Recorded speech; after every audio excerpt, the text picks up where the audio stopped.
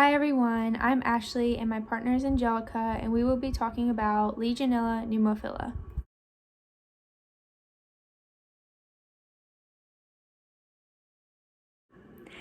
Legionella pneumophila is a thin, strictly aerobic bacteria. It is flagellated, is non-spore forming, and is gram-negative bacterium.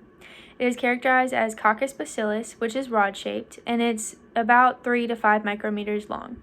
However, when it is cultured, it is about 10 to 25 micrometers long. Legionnaires' disease is a severe, potentially lethal form of pneumonia. Pneumonia is the inflammation of the lungs caused by an infection. This disease is also related to the Pontiac fever, which is usually a mild case similar to the flu and usually resolves on its own. However, the Legionnaires' disease, if left untreated, can be fatal. Each year, about 10,000 to 18,000 people are infected in the United States. When these people are admitted to the hospital, they will be taken to the ICU. Often these people who have Legionnaires' disease suffer long-term impaired health-related quality of life. The signs and symptoms of Legionnaires' disease is very similar to the other types of pneumonia. They also typically look the same on a chest x-ray. The symptoms begin within 2 to 10 days after exposure. However, it can take longer for some people, so they should monitor 2 weeks after exposure. These people usually experience headaches, a cough, nausea, vomiting, confusion, shortness of breath, a fever, and muscle pain. So for transmission, Legionella pneumophila is not contagious. This disease has to be inhaled for it to occur.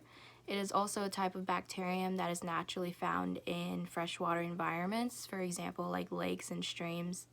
It can also be a problem if it grows and spreads in man-made water systems. For example, you could find it in like shower heads, sinks, faucets, cooling towers, hot tubs that aren't drained after every use, decorative fountains, hot water tanks and heaters, and large plumbing systems. So for occurrence, after Legionella grows and multiplies in a building water system, the water that contains it has to spread in droplets small enough for a person to breathe it in. So people can get sick by drinking water that contains Legionella, and this can happen when water accidentally goes into the lungs while drinking it. But as I said earlier, it isn't contagious, so people can't spread it.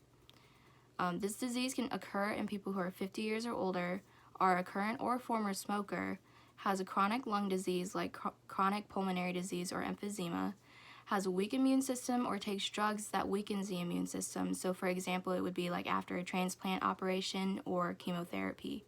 A person who has cancer, and also someone who has an underlying disease such as diabetes, kidney failure, or liver failure. Any age can be infected, but the disease is more common in middle-aged or older-aged people. Men are affected more frequently than women are as well.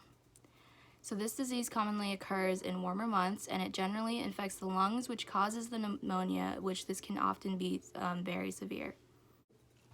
So for treatment, antibiotic treatment is required because it is very highly effective. The most potent classes of antibiotics are macrolides, which is azithromycin, or quinolones, which is ciprofloxacin, moxifloxacin, or gemifloxacin. There are also other antibiotics that have been shown to be effective, for example, tetracycline, doxycycline, minocycline, and trimethoprim.